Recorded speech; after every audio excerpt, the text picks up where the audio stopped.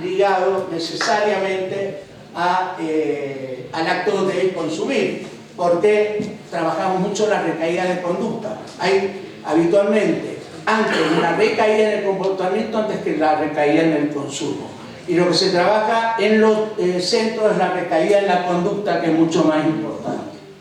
Es una de las instancias terapéuticas más sensibles, la más sensible, la más crítica y es la que más determina el tratamiento. Vamos.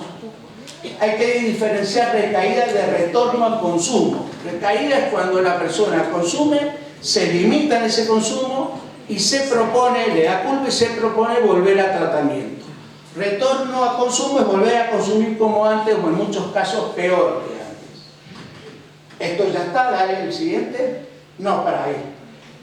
Bueno, esto ya está. Se vuelve a consumo de mayor intensidad que antes. El afecto negativo. Un concepto que tiene ya como 7 años. Yo traje los conceptos de Zorrilla, pero han sido muchos autores los que han escrito afecto negativo en adicciones. Se trataría de un estado emocional negativo que sufre el paciente en los momentos que no consume. O sea, no inmediato a la recaída, sino puede ser semanas, meses antes, meses no, semanas o días antes de volver a consumir. Se mantiene en el tiempo, no desaparece, porque ya vamos a ver la diferencia con urgencia negativa. Y el afecto negativo está en la dimensión de lo emocional. La urgencia, ya lo vamos a ver, está en la dimensión del acto.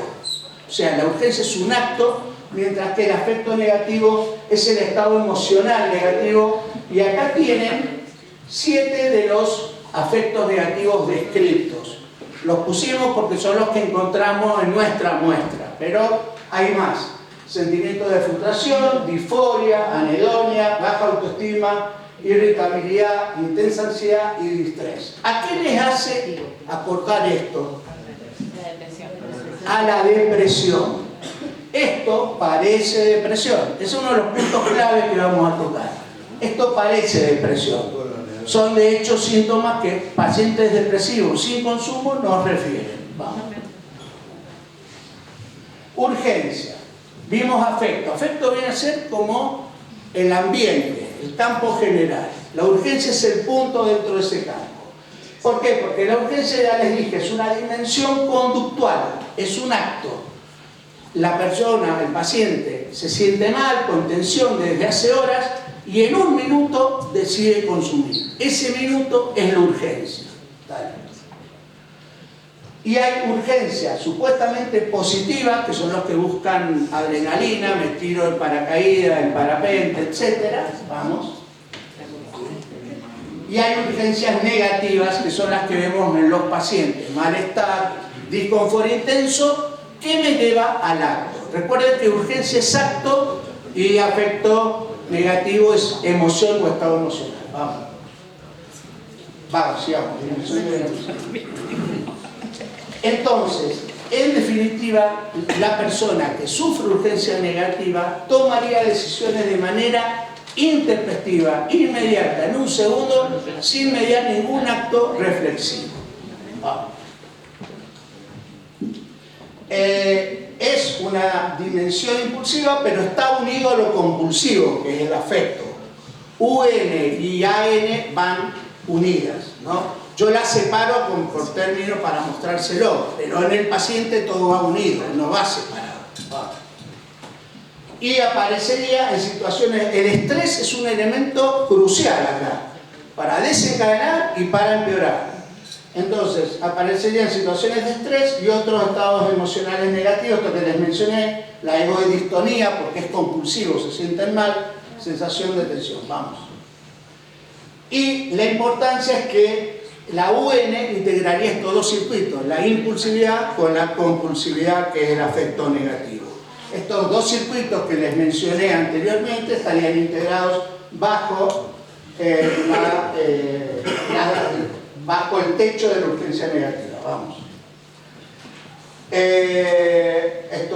Y importante, no aparece en la cocaína, aparecen todas las sustancias. La única que está un poco como no bien descubierta, por decirlo así, es la marihuana. Se cree que el síndrome motivacional podría ser un equivalente a esto, pero en todas las demás la urgencia negativa es clave. Alcohol, en el tabaco, urgencia negativa es prácticamente uno de los eventos psicopatológicos más importantes que tiene, y inclusive la cocaína y otras adicciones comportamentales, el juego compulsivo, el gaming de los chicos, ¿sí? ¿Sí? A la urgencia negativa se le llama hipercatiferia. Hipercatiferia viene del griego, catiferia. Los griegos eran genios, tenían diferentes formas de nombrar a la angustia. La angustia emocional le llamaban ananqué, la angustia existencial. Esta es la angustia emocional, la catiferia, y la hipercatiferia es un exceso de angustia emocional. Y estos son los síntomas: malestar, preocupación por la droga, irritabilidad. ¿Recuerdan preocupación? El circuito verde, ¿sí? Irritabilidad, desaliento, intensa ansiedad e inquietud y dificultad para controlar el acto urgente. Y acá está cómo afecto negativo y urgencia se vinculan con el estrés y se retroalimentan permanentemente. Consumir los estresa, y cualquier situación del evento de la vida los estresa más y consumen más, y es un círculo que no termina más. Vamos.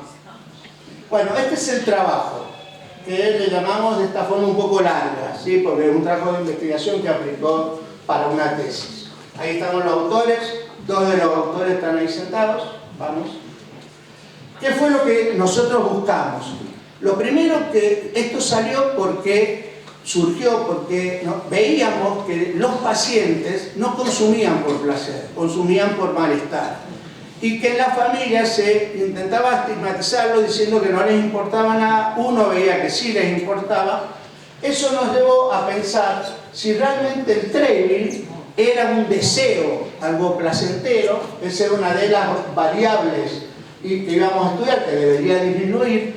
Pero también partimos de la hipótesis de que el afecto negativo era muy alto al inicio del estudio y que iba a terminar reduciéndose a los 14 días, que fue lo que duró el estudio, y el afecto positivo era bajo al inicio del estudio y se iba a elevar en la medida a los 14 días de desintoxicación. Eso lo medimos con una escala que se llama PANAS, que está traducida en español, es tipo Likert, y la pueden conseguir fácilmente, es de acceso gratuito.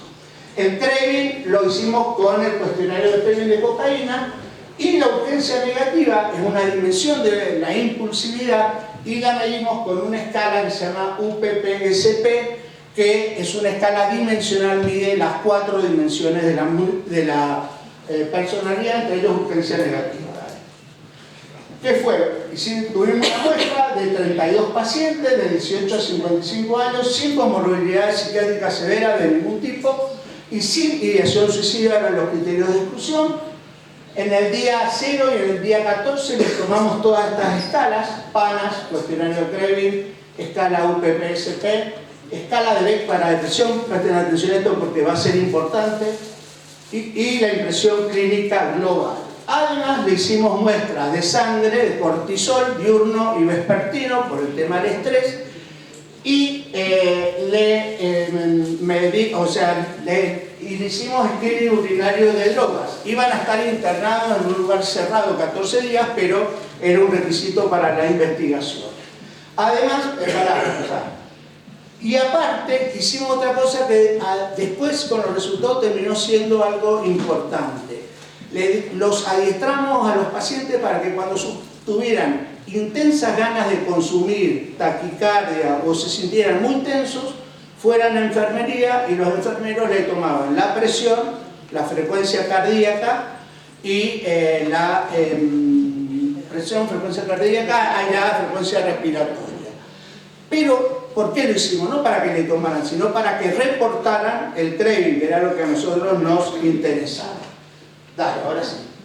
¿Cuáles fueron los resultados de los 14 días? 14 días que estos pacientes no consumieron nada, no estuvieron medicados con antidepresivos, solo se les dio pregabalina y quetiapina y lorazepam a algún paciente, pero quetiapina en dosis no antidepresiva, en dosis bajas. O sea, no tuvieron antidepresivos estos pacientes 14 días, solo no consumidos. Esta primera tiene que ver con el cuestionario del craving, y efectivamente El craving disminuyó a los 14 días de manera altamente significativa. Fíjense, la P es de 0,01, altamente significativo. El afecto positivo creció de ser de casi 32 puntos en el día 0, pasó a ser 45 casi en el día 14. Este aumento nos sorprendió porque fue chiquito.